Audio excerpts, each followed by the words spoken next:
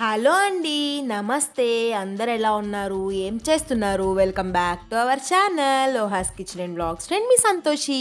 నేను చాలా బాగున్నాను. మీరందరూ ఎలా ఉన్నారు అనేది నా కామెంట్ సెక్షన్‌లో తప్పకుండా షేర్ చేసుకోండి. ఈ రోజుటి మన వీడియోలో క్లైంబింగ్ ప్లాంట్స్ ఉంటాయి కదా, గార్డ్స్, ఇవన్నీ కూడా కేర్ ఎలా తీసుకోవాలి అనేది మీతో షేర్ చేసుకోవాలనుకుంటున్నాను. ఇక్కడ చూస్తున్నారు కదా, కాకరకాయ, సొరకాయ, బీరకాయ, ఇంకా దోసకాయ, దొండకాయ, చిక్కుడుకాయ అయితే నేను వేశాను రీసెంట్ టైమ్స్లో. మీకు అది పాదు పైకి ఎలా ఎక్కించుకోవాలి అనేది ఒక వీడియో మనం ఎంత తక్కువ కాస్ట్లో చేసుకోవాలి అనేది కూడా చూపించాను కదా. ఇది దాని తర్వాత వీడియో అనమాట. కరెక్ట్గా 30 days అయితే వచ్చాయి నా ప్లాంట్స్కి. మరి సీడ్స్ జర్మినేట్ అయ్యాయా, ఇంకా వేసామా, వచ్చాయా, ఆకులు బాగా వస్తున్నాయా అంటే కాదు కదా.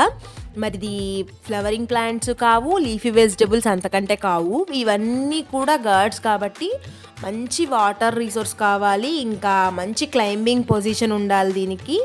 ఇంకా వచ్చేసి మనం ఇచ్చే ఫెర్టిలైజర్స్ కూడా టైం టు టైం ఇస్తేనే వీటికి మంచి ఈల్డ్ అనేది వస్తుంది. కాబట్టి మనము ఆల్రెడీ సాయిల్ మిక్స్లో ఇచ్చుకుంటాం కదా, ఏది మనకి వీలున్నటువంటిది అయితే వర్మీ కంపోస్ట్ ఇచ్చుకుంటాము, లేదంటే కిచెన్ వేస్ట్ కంపోస్ట్ ఇచ్చుకుంటాము, లేదంటే కౌడంగ్ మాన్యూర్ కానీ ఏదైనా పశువుల ఎరువు అన్నమాట. ఏ యానిమల్ మాన్యూర్ ఇచ్చినా పర్వాలేదు. ఫస్ట్ ఇచ్చుకున్న దానికంటే తర్వాత ఇంకా మనకి క్లైంబింగ్ స్టేజ్కి వచ్చి ఇంకా ఎక్కుతున్నాయి పైకి అని అన్నప్పుడు ఇంకా ఫ్లవరింగ్ కూడా స్టార్ట్ అవుతుంది.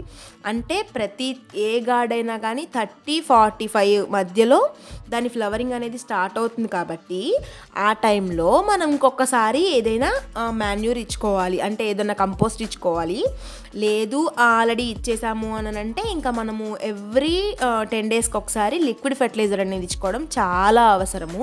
మనకు అది గార్డ్స్ అన్నిటికీ కూడా, గార్డ్సే కాదు ఏ వెజిటబుల్ ప్లాంట్ అయినా కానీ మనకి ఎక్కువ ఫ్లవర్స్ వస్తేనే, ఫీమేల్ ఫ్లవర్స్ వస్తేనే అవి కాయలుగా కన్వర్ట్ అవుతాయి కదా. మనకి ఎక్కువగా ఫ్లవర్స్ రావాలి అని అంటే లోపల మంచి పోషకాలు ఉంటేనే అవి ఫ్లవర్స్కి ప్రమోట్ చేయగలుగుతుంది. అలా లీవ్స్ టైంలో ఆకులు పచ్చగా రావాలన్నా, ఇంకా మంచిగా పైకి పాకగలగాలన్నా, ఇలా ఫ్లవర్స్ టైంలో ఫ్లవర్స్ రావాలన్నా, ఇంకా మంచిగా ఆ ఫ్రూట్ అనేది మంచిగా మగ్గి దానికి సరిపోని సైజు రావాలన్నా ఏ టైంలో ఆ టైం బాగా వర్తించే ఫెర్టిలైజర్ ఎన్పీకే అన్నమాట. ఆ ఎన్పీకే ఫెర్టిలైజర్ అనేది మంచి బెస్ట్ రీసోర్స్. మన ఆవచెక్క దొరికితే బెస్ట్, 100% సూపర్ అనమాట. ఆవచెక్క దొరకకపోతే ఈ టైం ఇలా ఒకసారి ట్రై చేసి చూడండి, చాలా బాగా వర్క్ అవుతుంది.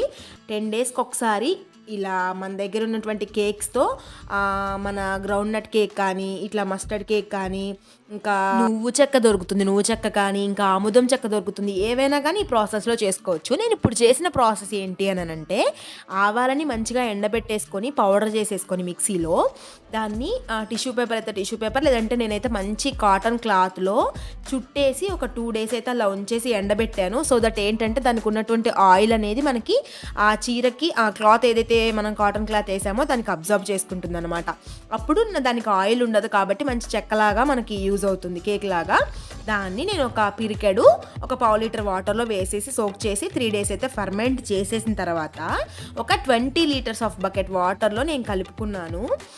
దీనిని మొత్తం అన్ని గార్డ్ ప్లాంట్స్కి అయితే వేసేసాను. ఇది చాలా చాలా చాలా బెస్ట్ రిజల్ట్స్ అయితే ఇస్తుంది. మంచి ఎన్పీకే రిసోర్స్ అయితే దీంట్లో ఉంటుందన్నమాట. ప్లీజ్ ఒకసారి ఖచ్చితంగా ట్రై చేసి చూడండి. చాలా బాగా ఫ్లవర్స్ ప్రమోట్ చేయడానికి చాలా బాగా యూజ్ అవుతుంది. దీంట్లో పొటాషియం చాలా ఎక్కువగా ఉంటుంది కాబట్టి మరి మీరు తప్పకుండా ట్రై చేస్తారని అనుకుంటున్నాను. మరి మీకు ఈ వీడియో నచ్చిందంటే ఖచ్చితంగా లైక్ చేయండి, షేర్ చేయండి, కామెంట్ చేయండి. అలాగే మరిన్ని ఇలాంటి ఇంట్రెస్టింగ్ వీడియోస్ కోసం మన ఛానల్ని సబ్స్క్రైబ్ చేసుకోవడం మాత్రం అసలు మర్చిపోవద్దు. Thank you so much for watching. Bye bye. Have a nice day. Take care. Happy gardening.